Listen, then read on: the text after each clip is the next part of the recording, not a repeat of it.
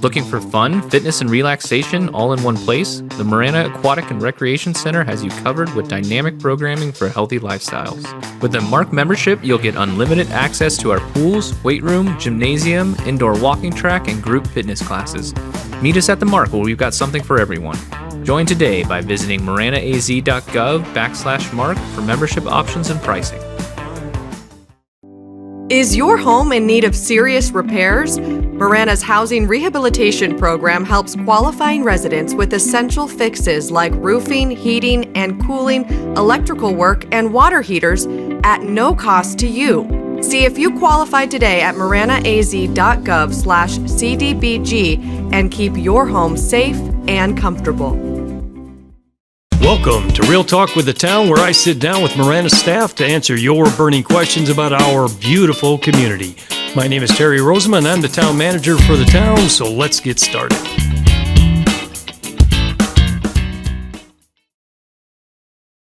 Welcome, everybody, to another episode of Real Talk with the Town. My name is Terry, and I am your host, and today we are joined by our very own Mayor Post. Hello, Terry. How you doing? Thanks for the invitation. Oh, Love you bet. being on your podcast. Good. Great to have you here, and we'll start with a little icebreaker. We got a couple of topics to talk about from some emails that came in relative to growth. But before we get there, let's talk about, typically July, the summer slows down a little bit for us. July, we take off from council meetings. So a little bit slower pace for us.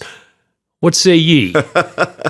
Well, I don't think... You're laughing. Yeah, I don't think the mayor gets to enjoy the same vacation that the other council members get to. Okay. I seem to have been just as busy in July, with the exception of Tuesday night meetings as I ever have been. Well, then give me some of the highlights. What are some of the highlights? Well, we had 2 ribbon cuttings for schools. Those were big. Month. Yeah, I mean, great new additions to our community. In fact, I'm going to have Dr. Dan Streeter, on the podcast, I think, next week or a week or two to talk about the schools. So that'll be great. Yeah, let's save that for him because they are tremendous. We're so excited to have those in our community. We're hitting the home stretch with RTA Next, and lots of special meetings with that this month. I did get to go out of town and go to Illinois and tour some agritainment farms. Oh, right up your alley. Yeah, it was a lot of fun. There's some beautiful farms that do the agritainment, like I do here at the Marana Pumpkin Patch. And I also got the opportunity to visit some downtowns. Did you see anything spectacular? And I'll tell you what, there are some amazing downtowns in this country. And, I think what we're planning on doing is going to hit the mark. I really do. And no pun intended, it's not really going to hit the mark. Not going to hit the MARC, Marana Aquatics and Recreation Center, but it's going to hit the spot. It's going to hit the bullseye. That's right. Yeah. So pretty excited after seeing that about what we're doing at the Marana downtown. It's really going to fit. And that kind of just drove home the importance of a downtown and why it's so important that we create one. So you have always been such a strong proponent of this and always been very excited. So it sounds like maybe this has even enhanced your excitement and enthusiasm for a downtown. Oh, absolutely. Absolutely. And I think that, the hard thing will be, laying the first brick, turning the first shovel of dirt. And I think once that happens, there's no end to the creativity that we can put into our downtown. And that's just exciting. I join you in that enthusiasm. I'm 100% on board with that. So looking forward to getting this development agreement done so we can get it in front of the council and get things moving.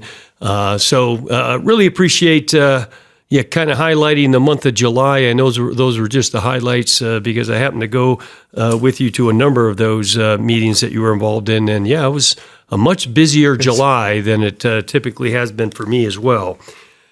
But we're here to talk about actually development in Marana and when is development going to slow down in Marana? And so we'll get, this is kind of spurred by a couple of emails that we got. And so I'm going to read these. So the first one comes from a resident in the Dove Mountain area. While walking my dog in the morning, I have noticed numerous concrete trucks going up Dove Mountain on a regular basis. I am wondering if Marana has done any environmental studies that show the impact of all this building as far as the environment, water, and other ecological factors are concerned. Given the fact that there is only one way out from Dove Mountain in an emergency, wouldn't that impact how much building is going on now? When is enough as far as building housing is concerned? Or is the town of Marana just interested in monetary gains and nothing else? So that's the first one.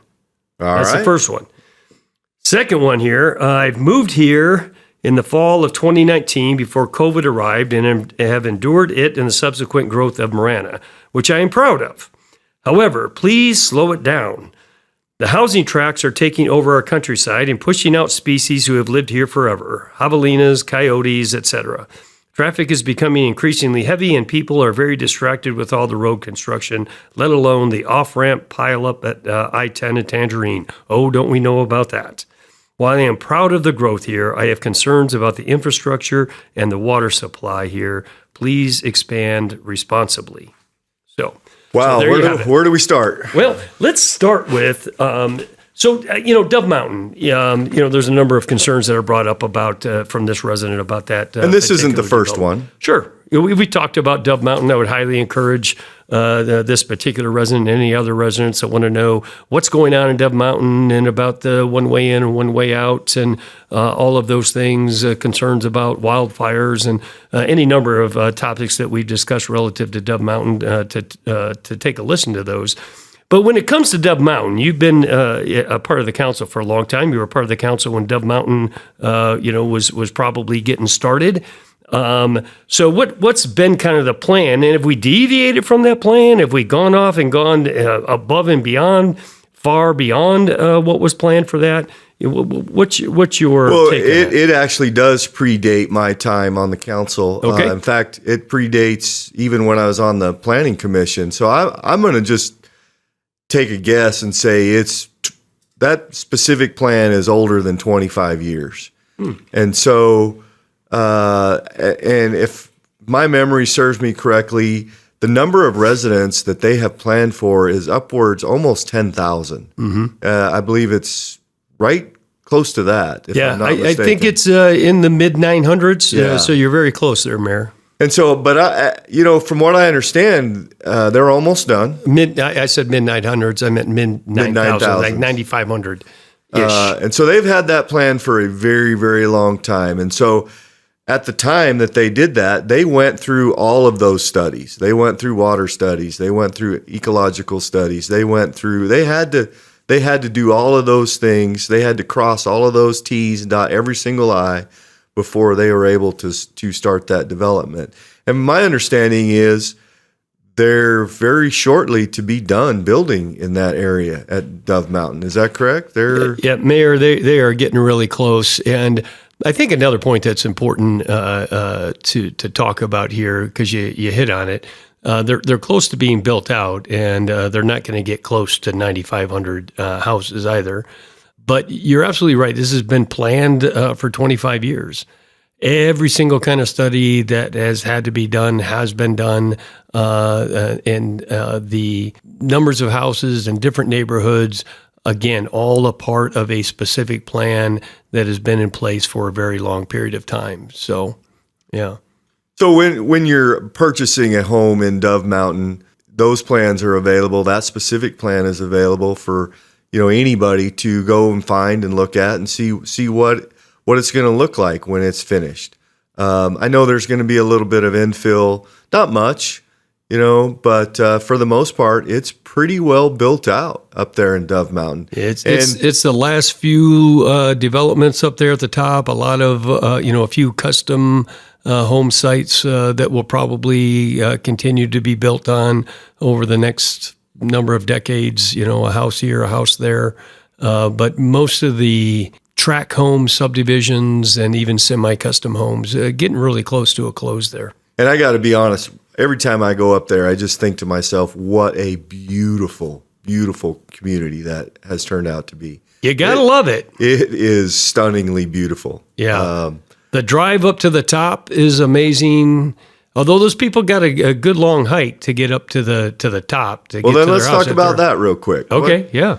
A few years ago, the town had been working with State Land Department and included in that was a secondary route out of Dove Mountain. And for many reasons, that didn't pan out. But, I know we've never let that go. We're always trying to figure out, are we going to be able to put a secondary exit into Dove Mountain? And so we're always looking at that.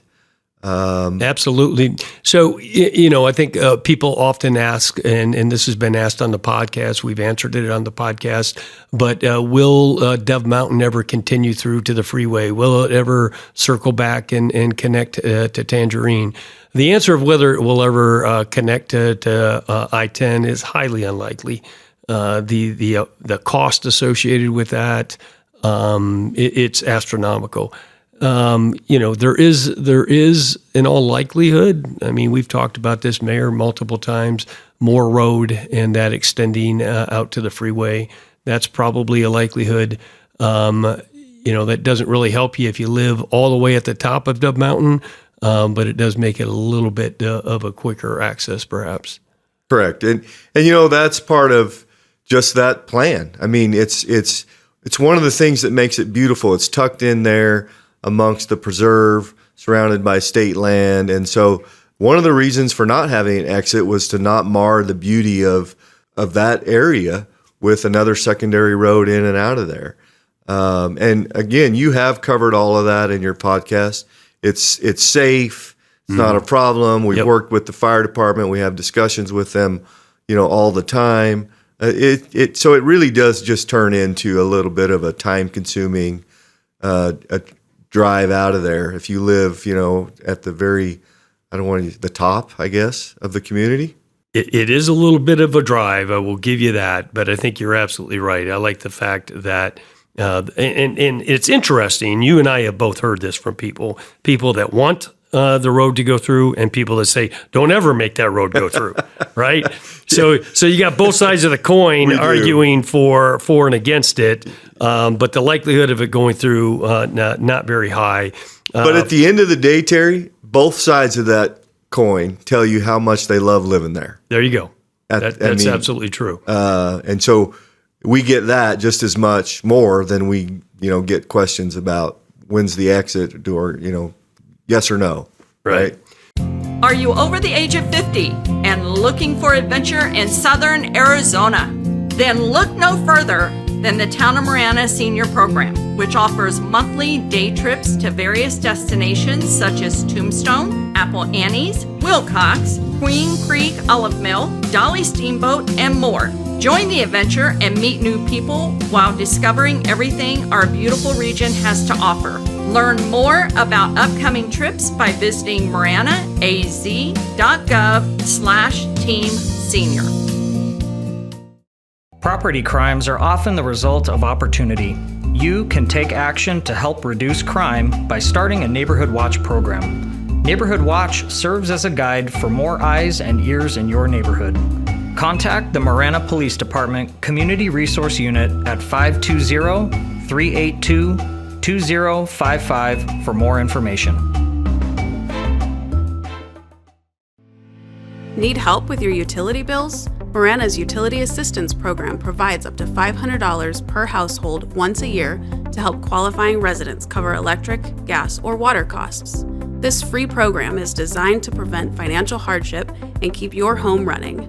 Learn more and apply at maranaaz.gov/CDBG because everyone deserves a little support when they need it most. So, I think you've answered the questions for resident number one, the dog walker, who wants to know if we only are interested in monetary gains and nothing else. The answer to that is we're not only interested in monetary gains. In fact, that's not why we in public service exist. We exist to provide services to a community, create a community that people love to live in. And I think Dove Mountain residents, the vast majority of them, I'm sure, are very proud of what they have in that community, and we continue to look for ways to better serve them. So resident number two I think lives in like the Gladden Farms area, if I recall correctly. And this person's brought up a number of concerns, pushing out wildlife, traffic, distraction from road construction, interchange concerns. When is enough? So I think this. I got this email as well. I think it's this resident lives in Fianchetto, and interestingly enough, Fianchetto Farms was one of the first farms that I farmed. I rented it from. Oh, there's a bit of trivia for us. I rented it from a developer who had bought it from the Potter family. Mm-hmm. Potter family, the daughter Sherry Survey, world champion barrel racer. They had it as a horse facility for a number of years before they built where they live now. And so when they sold it, it was bought by a developer who then I rented it from for a number of years. And so, I think, I was sad to see it go as a farmer, because of loss of agricultural property. But the guy that had bought it and owned it for a number of years. He, farm rent's $150 an acre. I mean, how do you don't buy these to rent them to farmers, right? Right. At the end of the day, you buy these properties it's an investment. It's an investment to develop, to put houses on. And as as unpalatable as that might seem, that's exactly what they buy these for. And especially, I would guess. Now, you tell me, Mayor. For someone like yourself who has been in farming his entire life, right, seeing so much of this farmland go away, I got to believe that is, and you kind of alluded to it, it's probably a little bit tough. It can be a little bit heartbreaking, but the natural progression of communities growing, is to expand. And this has been something farmers have dealt with for forever. Mm-hmm. As long as there's been city or little towns and farming, farmers get pushed out, they sell, they move further down the road, they start another farm and they keep farming, and then it's just a repetitive thing that has happened over time. So what do you say to somebody who says, stop building houses and let the farmland stand where they are? I would say that most of the land that's specifically to Marana, answer your question, 90% of the land that's farmland in Marana is owned by a developer. And that's what they're going to do with it. They bought it to develop them. Most of them have owned it for 20 and 30 years, believe it or not. And that's their plan. Yeah.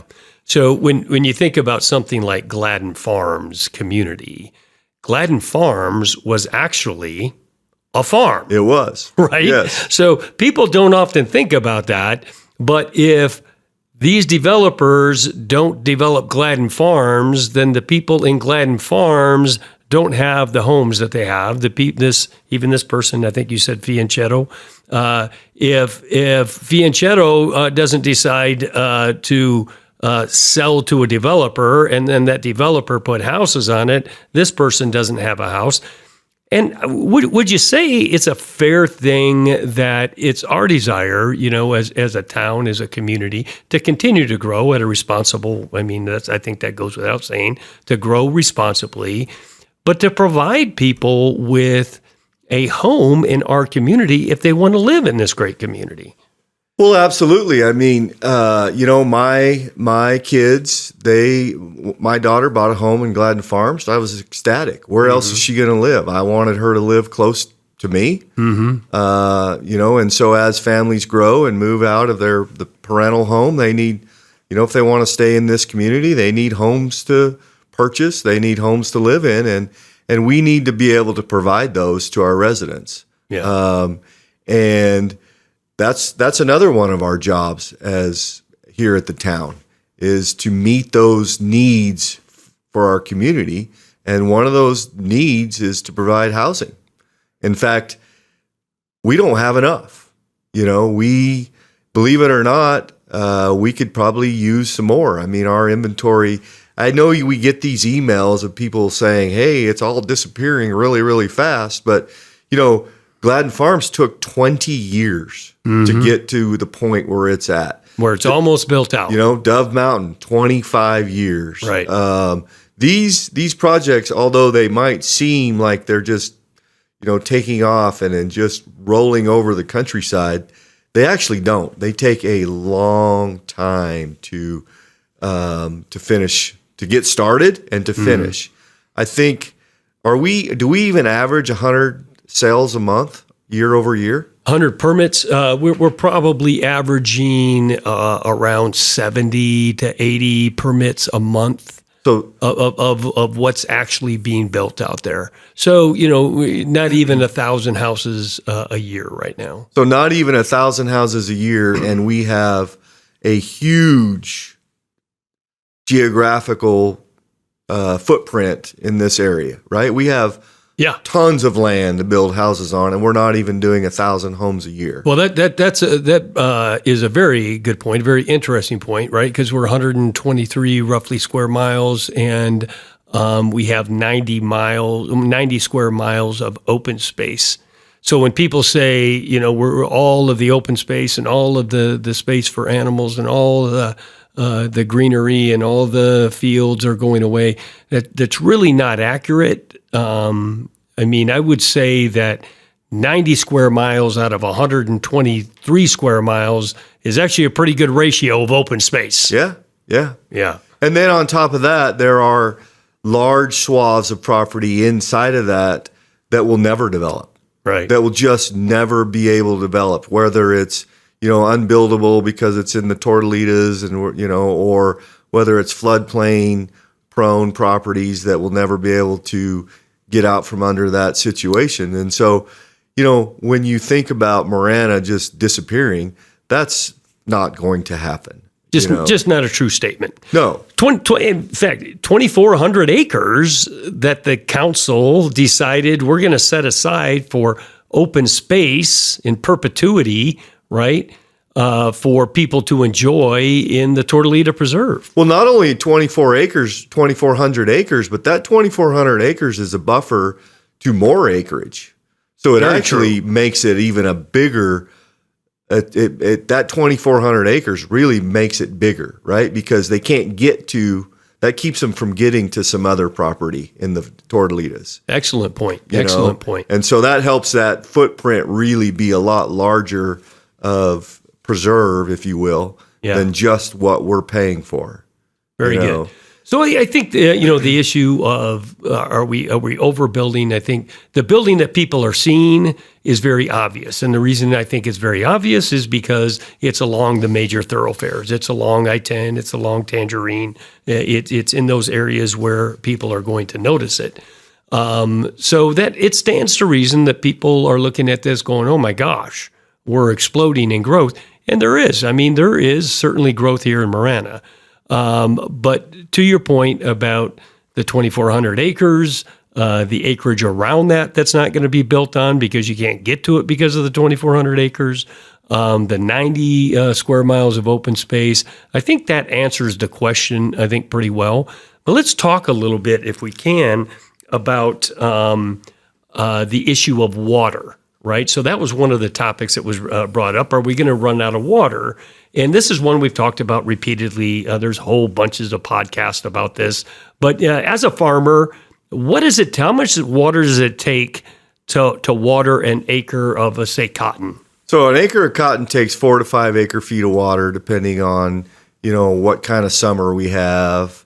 Is it really hot? Do we get any help from the monsoons? And so, it could take quite a bit of water to water an acre of cotton. Okay. Hay is even more. Corn is more than that. So you put houses on there. Let's say on that 4 acres or on that acre, you put 4 houses on it or 6 houses. Are you cuts it back to one? Cuts it back to one. Okay, so you're using much less water when you put houses on farmland than when you are farming it for cotton or whatever crop you might. Well, and here's another little bit of interesting item. This irrigation district locally that our farmers use is it's 100 years old. Mm-hmm. And so these farmers have been pumping that kind of water for 100 years. Wow. And our water table has maintained in all of those years. Yeah, our water table hasn't gone down, it's gone up. It's gone up. Right. And so when you think of Marana being a sustainable place to farm or even develop, we have plenty of water. And the evidence of that is how long we've been farming here. Mm-hmm. And so then to reduce that from 4 and 5 acre feet down to 1, it really makes us a water-rich community. And we're just so fortunate to have that. Now that's a strong statement, Mayor. A water-rich community in the desert where people are crying that we're running out of water, right? But to your point, I actually read an article. This is probably 6-8 months ago. And it was an ecologist that actually referred to the Tucson metro area as an oasis in the desert because of the availability of water. That's right. In southern Arizona, specifically in the Tucson AMA, of which we're a part of the Tucson water area, water management area. So, for those who are concerned that we're building houses and we're running out of water and we're not going to be able to supply them with water, simply not the case. Again, highly encourage you to go listen to one of those podcasts about water. We had the water director from the city of Tucson on the show. We had the water director for the town of Marana on the show, talked extensively about water, and this is just simply not an issue for the town of Marana. Right. Is that a fair statement? I would say that's a very, very fair statement. Our residents are very fortunate to live in Marana. So, Terry, let me ask you a question. Okay. Oh, turn the tables on me now. I am going to turn the tables on you.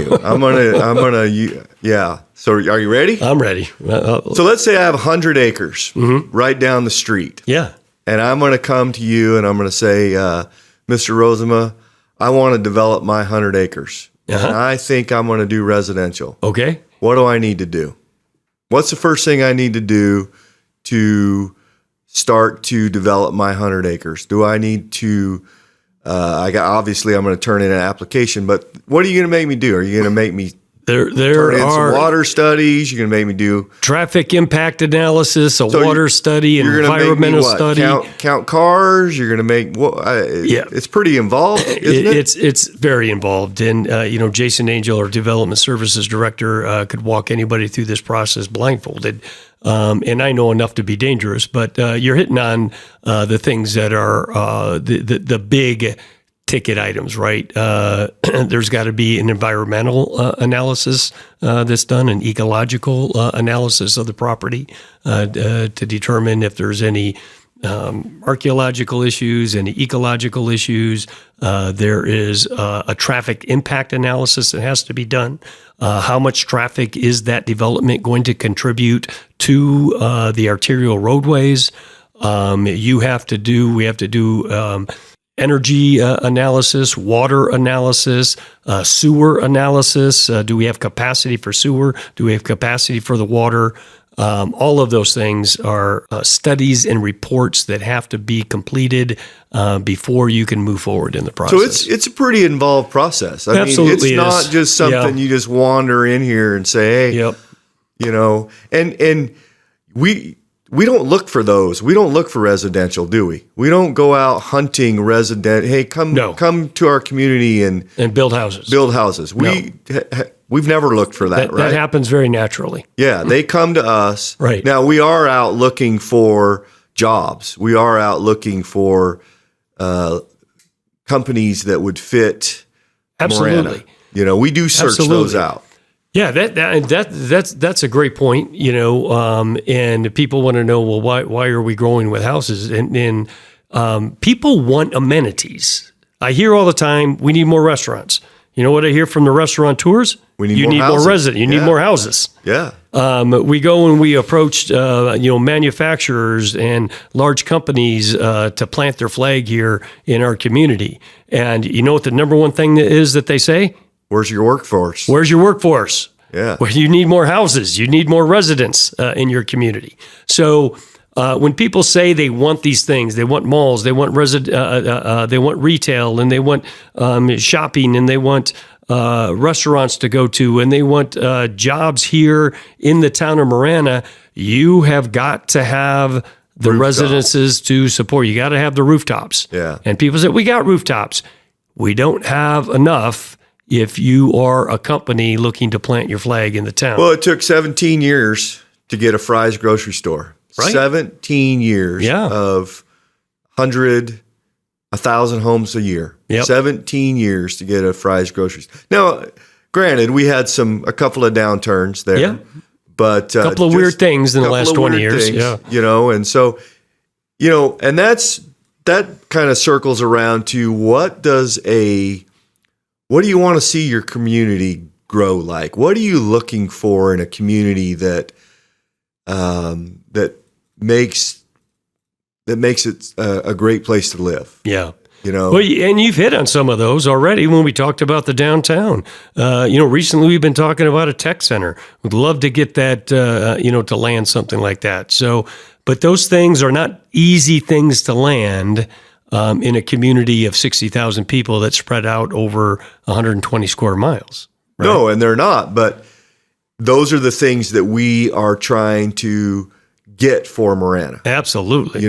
We're trying to get trying to do all of those things. We talk about restaurants, but we're also wanting to get higher education here. Yes. So jobs, higher education. We've been talking to universities like crazy. We have beat every university over the head that's in the state of Arizona. Put a satellite campus in our community, please. And so trying to grow our community in a responsible fashion, we have to figure out ways to bring all of that to the table.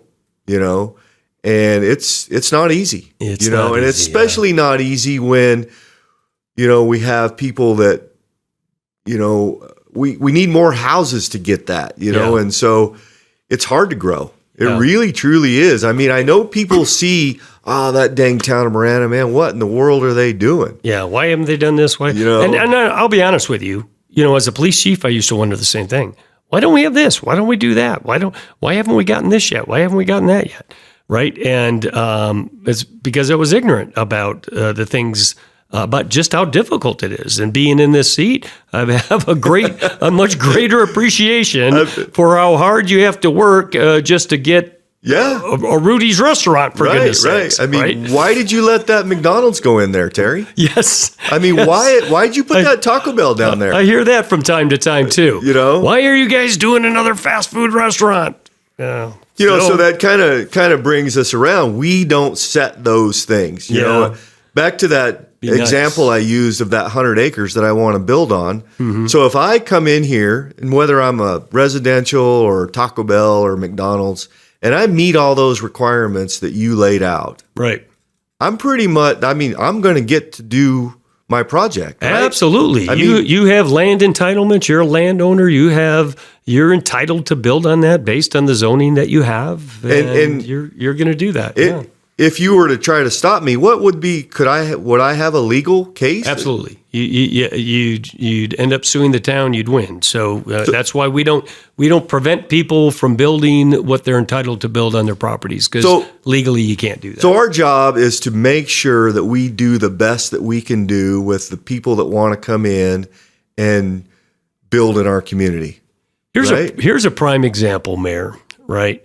And this was a big risk that the council made to invest $64 million into a recreation and aquatic center up here in kind of the middle. There's not a ton of residential right around this. To the south of us there is, and it's growing and it's going to boom. But you took a risk, and one of the reasons you guys have talked about is you have to do those things to attract the other stuff that will come with it, right?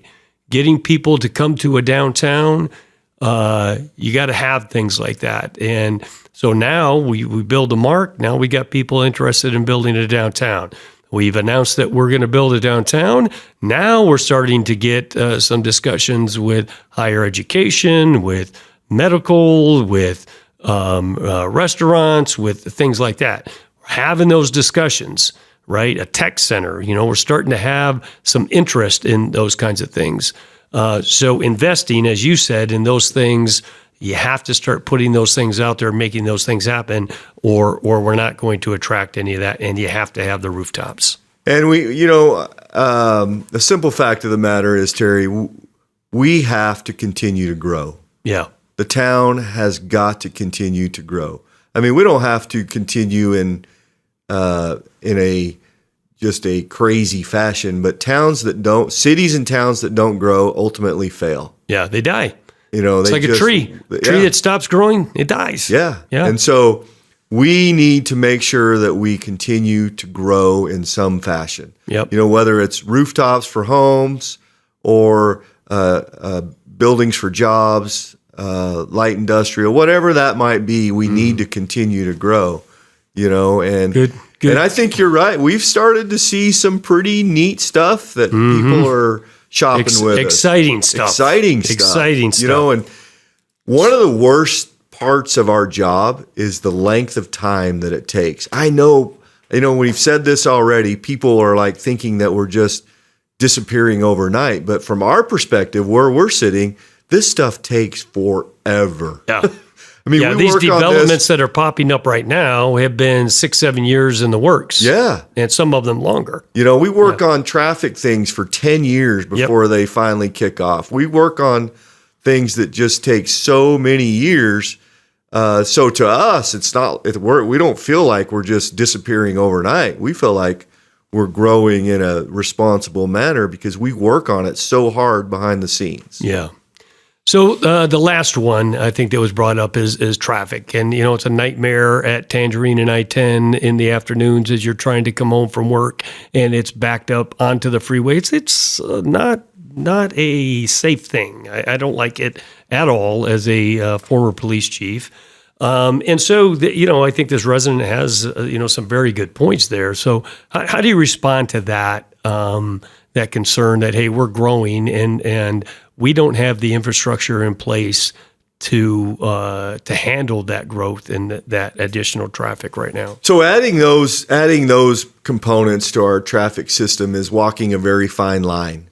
We talked earlier about getting these traffic studies from developers and reviewing them and making sure that the timelines fit. How many houses you're going to build, 2 months, 6 months, a year down the road, and making sure those traffic studies are analyzed to make sure that they work for us. Things aren't always perfect, but I think that, what we do then is build to those studies that we do, right? And so we're really close to being able to work on Tangerine. Obviously we've had some trouble with the railroad, which has kind of thrown the timeline out the window a little bit, but we're also working through that as well. But oddly enough, those traffic studies will show that you still have a little bit of capacity there. We might certainly disagree with that. Yeah. Especially if you're sitting in it. But, a traffic engineer might tell a whole completely different story, because I also wonder, why are we letting them build those houses over there? Right. Right. And when a developer comes in and they bring those studies that we ask them to do, and we look at them and verify their calculations, we're almost bound to let them kick off. As long as they meet the study and the requirements, they're good to go. I think the issue of the interchanges has been one that we've talked about, probably ad nauseum as well, with Fausto and even ADOT I had on here, I think, at one point. But getting those interchanges done, low priority, medium priority, high priority for you? Oh, it's a high priority. It's an absolute high priority. I laugh because I probably hear it from the mayor once a week, at least, about where are we at with the interchanges? Where are we at with Tangerine? How are we looking for more road? Where are we going with Marana? When is that going to start? Where's the plan on that? So I hear that consistently from the mayor, so that's why I laughed. So I know it's a high priority for you, and again, as you well know, they're time-consuming things. Well, I think that we have a good plan. I think we have a good plan for the traffic in North Marana, all of Marana, to be honest with you. But in North Marana, we're really focusing right now. And I really, truly believe that we have a great plan to deal with the growth, traffic from the growth. And, with the exception of trying to come up with $1 billion, it's actually a pretty easy plan, It's simple. It's simple. It truly It's is just simple. expensive. I don't know why, Yeah. So we give Tangerine the Cortero treatment in the short term. Yep. We build a new interchange at Moore Road. Yep. In between that, we're going to do the Cortero treatment at Marana Road. Mm-hmm. And then we're going to go back. We're going to jump back, and we're going to do a flyover at Tangerine. Yep. And then ultimately down the road, we'll do one at Marana Road. I mean, just how much simpler could I make this? Yeah. Now go find the money for me, Terry. Yeah. We're working on that. We're working on that. That's why you've been so busy with RTA the last month. Honestly, we both laugh about this, but we spend a lot of time together because of the things that we have to do. And a lot of that time is spent talking about how we're going to get this done. Yeah. And I know that we will get it done, and it's a work in process. Work in process. Absolutely.